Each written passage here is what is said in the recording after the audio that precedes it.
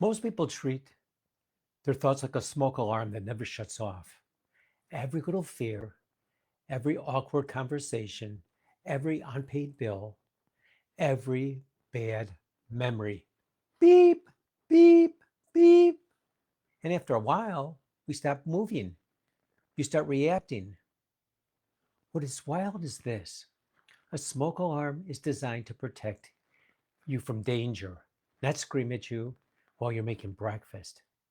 Some people have been emotionally evacuating the building for years over situations that never actually caught fire. Think about this. One comment online ruins the day. One mistake becomes a life sentence. One rejection means I'm not good enough. That is not wisdom. That's mental overtraining. I remember talking to someone who said, Steve, I can't relax unless everything is handled. That's like saying, I can't enjoy the ocean until I can control every wave. Good luck with that.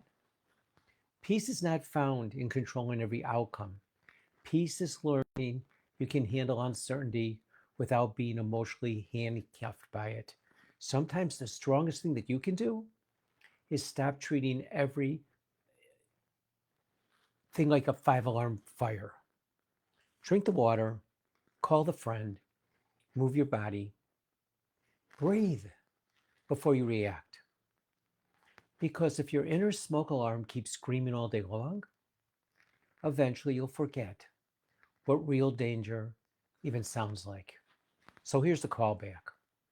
You were never meant to live your whole life running out of a burning building that does not even exist. If this message helps you today, share it with someone whose mind has been too loud lately. Subscribe to Be a Success for more conversations that challenge you and strengthen the person underneath you. Tonight, ask yourself, what fear have I been treating like an emergency that might only need perspective?